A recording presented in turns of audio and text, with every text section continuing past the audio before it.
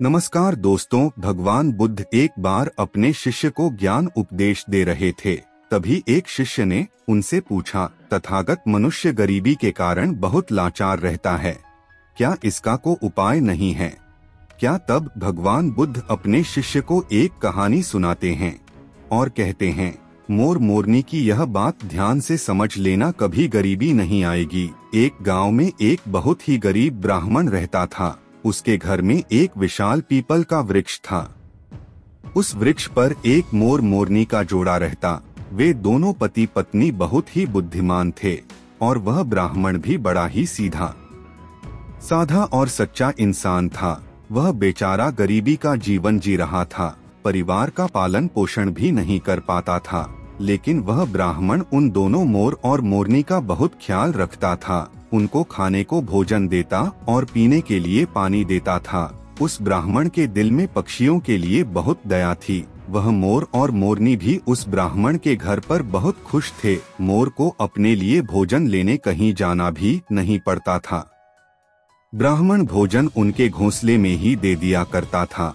फिर एक दिन मोरनी मोर से कहती है, पिया जी, यह ब्राह्मण मन का कितना अच्छा है, हमारी कितनी सेवा करता है, परंतु यह आवश्यकता से ज्यादा सीधा साधा है। यह अपने भोलेपन के कारण अपना आत्मविश्वास खो चुका है।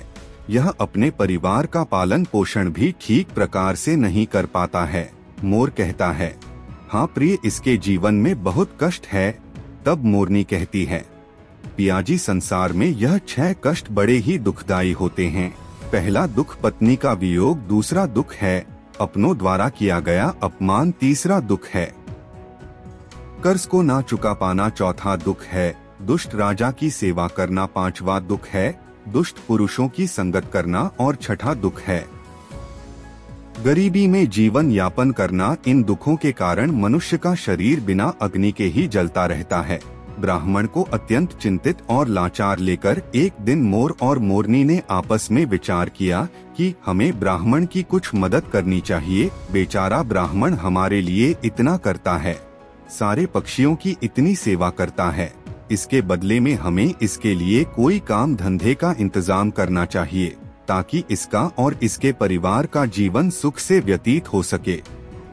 रात भर सोचने के बाद अगले दिन मोर और मोरनी ब्राह्मण से कहते हैं, हे ब्राह्मण देवता, आप राजा के पास चले जाओ और राजा से कहना कि वह अपने यहाँ तुम्हें काम पर रख ले और जिस समस्या को कोई नहीं सुलझा पाएगा उस समस्या को तुम सुलझा दोगे और वेतन के रूप में राजा से रोज 100 स्वर्ण मुद्राएं मांग लेना। ब्राह्मण कहने लगा, ही पक्षियों, इतनी मुझ में काबिलियत कहाँ है जो मैं राजा की समस्या का समाधान कर पाऊं। अगर तुम दोनों मुझे कहते हो तो मैं चला जाता हूं। मोर और मोरनी के कहने से वह गरीब ब्राह्मण राजा के दरबार में पहुंच गया और जैसा जैसा दोनों पक्षियों ने उसे समझाया, ब्राह्मण ने राजा से वैसा ही कह दिया और हर रोज वेतन के रूप में 100 स्वर्ण मुद्राएं भी मांग ली। राजा कहने लगा, ब्राह्मण जानते हो 100 स्वर्ण मुद्राएं हमारे यहाँ मंत्री को भी नहीं मिलती है और तुम हमसे 6 स्वर्ण मुद्राएं पाना चाहते। ब्राह्मण ने सिर झुकाकर उत्तर दिया,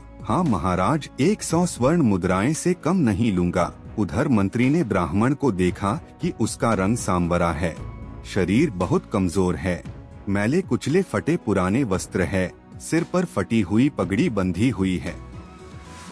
उसका चेहरा बता रहा था कि वह ब्राह्मण बहुत ही गरीब है। फिर भी मंत्री को ना जाने क्या सोची, उसने राजा से कहा, महाराज, इसे 100 स्वर्ण मुद्राएं वेतन में रख लीजिए।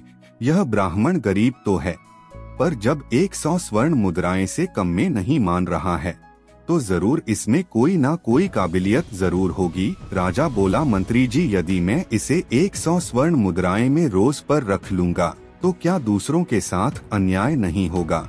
हमारे पुराने दरबारी इतने रुपए नहीं पाते हैं। मंत्री ने कहा, महाराज, ब्राह्मण यदि 100 स्वर्ण मुद्राएं पानी की जीत कर रहा है तो जरूर कोई ना कोई विशेष बात इसमें होगी। इसके चेहरे को देखकर किसी निष्कर्ष पर मत पहुंच। मंत्री के बार बार आग्रह करने पर राजा ने ब्राह्मण को अपने यहाँ पर रख लिया फिर शाम को राजा ने उस ब्राह्मण को 100 स्वर्ण मुद्राएं दे दी। 100 स्वर्ण मुद्राएं लेकर वह ब्राह्मण अपने घर आया और वह मुद्राएं उसने अपनी पत्नी के हाथ में थमा दी। उसकी पत्नी ने आज पहली बार इतना धन देखा था। उसकी आंखें फटी की फटी रह गई और कहने लगी, आप इतनी स्वर्ण मुद्राएं कहाँ से लाए हो? ब्राह्मण ने कहा, देखो, डरने की कोई आवश्यकता नहीं है।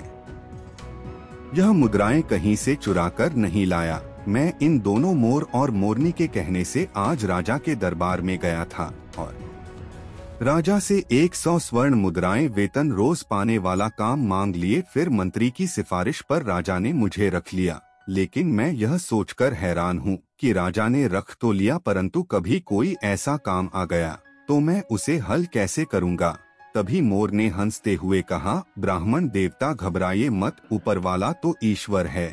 जब वह देता है तो छप्पर फाड़ कर देता है। जब उसने दिया है तो समाधान भी वही बताएगा। आज ब्राह्मण को उन दोनों मोर और मोरनी के फैसले पर बहुत खुशी हो रही थी। अब तो हर रोज ब्राह्मण को राजा के दरबार से 100 स्वर्ण मुद्राएं मिलने लगी। ब्राह्मण मुद्राएं लाकर अपनी पत्नी को दे दिया करता। ब्राह्मण की पत्नी ने पहले तो उन मुद्राएं से अपनी रोजमर्रा की जरूरत को पूरा किया और बचे हुए पैसों को ब्राह्मण और ब्राह्मणी ने मोर और मोरनी को दे दिया और कहा कि इन मुद्राएं पर तुम्हारा भी अधिकार है।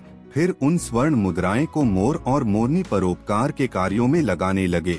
वह उन मुद्राएं से गरीबों को खाना खिलाने लगे, जंगल में रहने वाले पशुओं के लिए पानी की व्यवस्था करते और धीरे धीरे उन दोनों पति पत्नी ने ब्राह्मण की सहायता से एक पाठशाला खुलवा दी ताकि गरीब लोगों के बच्चे जो पैसों की कमी के कारण पढ़ नहीं पाते वह भी पढ़ सके। अक्सर बहुत से गरीब बच्चों का भविष्य भी गरीबी के कारण सिमट कर रह जाता है। उनके अंदर की उठने वाली योग्यता को धन न होने के कारण पंख नहीं मिल पाते हैं, इसलिए योग्य न होने पर भी वे लोग बस लाचार और बेबस बनकर रह जाते हैं। मोर और मोरनी ने उन रुपयों से नगर के हर एक और बेबस की सहायता की। उधर राजमहल में ब्राह्मण को देखकर दूसरे दरबारी उससे जलने लगे। वे हमेशा सोचते रहते थे कि मंत्री की मूर्खता के कारण यह ब्राह्मण रोज 100 स्वर्ण मुद्राएं ले जाता है और राजा साहब ने अभी तक इससे कोई 100 स्वर्ण मुद्राएं वाला काम भी नहीं लिया। फिर एक दिन ऐसा हुआ कि उस ब्राह्मण की परीक्षा का समय भी आ गया। राजा के दरबार में एक दूसरे देश के राजा का दूत आया और उसने कहा, महाराज, यदि आप हमारे 2 प्रश्नों का सही सही उत्तर देंगे तो हमारे राजा आपको हमारा आधा राज्य दे देंगे, नहीं तो आपको अपना आधा राज्य देना पड़ेगा। और यदि आपने उनके इस प्रस्ताव को ठुकराया तो वह आप पर आक्रमण कर देंगे। उस दूत की बात सुनकर राजा बड़ी चिंता में पड़ गया कि अगर दूसरे राजा की बात नहीं मानी तो व्यर्थ में ही रक्तपात होगा। फिर यह सोचकर राजा ने दूत से कहा कि तुम अपने राजा के दोनों प्रश्न हमें बताओ। इतना कहते ही दूत एक पालकी मंगवाई। उस पालकी में 3 मूर्तियां रखी हुई थी। वह तीनों मूर्तियां संगमरमर के पत्थरों से बनी हुई थी।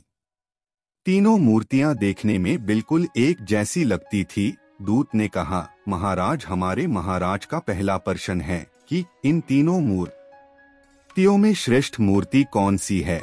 यह सुनकर राजा और समस्त दरबारी सोच में पड़ गए।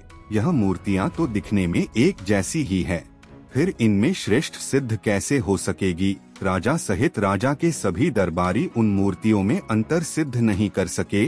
तभी अचानक मंत्री को याद आया कि हमने 100 स्वर्ण मुद्राएं वेतन वाले एक ब्राह्मण को किस लिए रखा है। उसने तुरंत उस ब्राह्मण को बुलाया और उसे तीनों मूर्तियों में अंतर ढूंढकर श्रेष्ठ सिद्ध करने के लिए कहा। बेचारा भोला भाला ब्राह्मण मूर्तियों को देखकर आश्चर्य में पड़ गया कि इन तीनों मूर्तियों में अंतर को कैसे पता किया जाए। यदि नहीं बता पाया तो राजा नौकरी से निकाल देगा। अब तो दरबार में जलने वाले लोग भी सोचने लगे कि आज इस ब्राह्मण का खेल खत्म हो जाएगा। काफी देर मूर्ति को गौर से देखने के बाद भी ब्राह्मण को कुछ समझ में नहीं आया।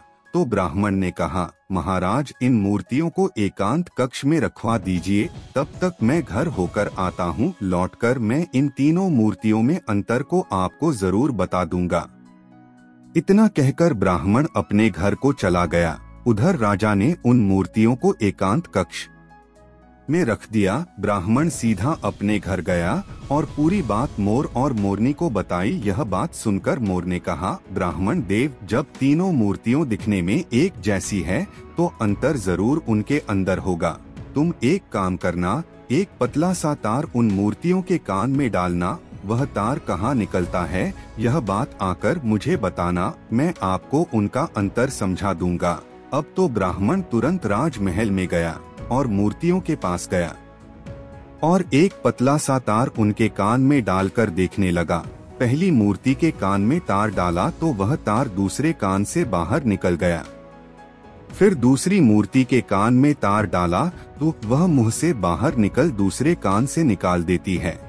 और दूसरी गया, फिर तीसरी मूर्ति के कान में तार डाला तो वह तार बाहर ही नहीं निकला। ब्राह्मण ने पूरी बात आकर मोर को बताई। तब मोर ने उसे समझाया कि मूर्ति के कान के छेद आर पार है। इसका अर्थ है कि वह एक कान से सुनती है और मूर्ति कान से सुनकर मुंह से निकाल देती है और तीसरी मूर्ति कान से सुनकर उस बात को पेट में दबा के रखती है। यही तीसरी मूर्ति उन तीनों में से श्रेष्ठ है जो मनुष्य सबकी सुनकर उसे अपने अंदर रखता है, उसे किसी से कहता नहीं, वह समय आने पर इसको प्रयोग में लाता है। वही मनुष्य बुद्धिमान माना जाता है। मोर ने जैसा बताया ब्राह्मण ने वैसा ही जाकर राजा को बता दिया। फिर दूसरे देश का राजा इस उत्तर से बहुत संतुष्ट हुआ। ब्राह्मण के जवाब से सभी दरबारी भी बहुत प्रसन्न हुए। और ब्राह्मण तो मृत से जीवित रहता है और दूसरा जीवित रहने से जीवित रहता है। ब्राह्मण प्रश्न की जय जयकार करने लगे। तभी उस दूत ने दूसरा प्रश्न रखा कि ऐसा व्यक्ति कौन है जो एक सुनकर फिर भागकर मोर और मोरनी के पास गया। इस बार मोरनी ने बताया कि हे ब्राह्मण देवता, इसका उत्तर एक तो आप है और एक वैद्य है। जब व्यक्ति मर जाता है तो मरने वाले के अंतिम संस्कार से लेकर श्राद्ध कर्म तक के कार्य करके के पंडित ही दक्षिणा लेकर अपनी जीविका चलाता है और वैद्य मृत्यु की ओर जाने वाले बीमार लोगों को जीवित रखता है और अपना पेट भरता है। ब्राह्मण ने यही उत्तर जाकर राजा के सामने रख लिया। पूरे दरबार में ब्राह्मण की जय जयकार होने लगी। फिर शर्त के अनुसार राजा को आधा राज्य मिल गया। पूरे नगर में ब्राह्मण की इज्जत बढ़ गई। फिर एक दिन राजा ने सोचा कि ब्राह्मण प्रसन्न सुनकर अपने घर क्यों जाता, जरूर कुछ कारण था। राजा के पूछने पर ब्राह्मण ने बताया कि उसके घर के बाहर एक पीपल का पेड़ है। उस पेड़ पर एक मोर और मोरनी का जोड़ा रहता है। वे दोनों पति पत्नी बहुत बुद्धिमान हैं। उनके कहने पर ही मैं आपके यहाँ नौकरी कर रहा हूँ और उन दोनों ने ही इन प्रश्न के उत्तर मुझे बताए हैं। यह सुनकर राजा भी बड़ा खुश हुआ। राजा ने दोनों मोर और मोरनी को अपने महल में बुलाया और उनसे पूछा, यह तुमने यह ज्ञान कहाँ से प्राप्त किया है। तब दोनों पक्षियों ने मुस्कुराकर जवाब दिया, महाराज, हमने यह ज्ञान इसी ब्राह्मण से पाया है जिनके घर में हम रहते हैं। यह ब्राह्मण बहुत ही विद्वान है। इन्होंने शास्त्रों का बहुत अध्ययन किया है।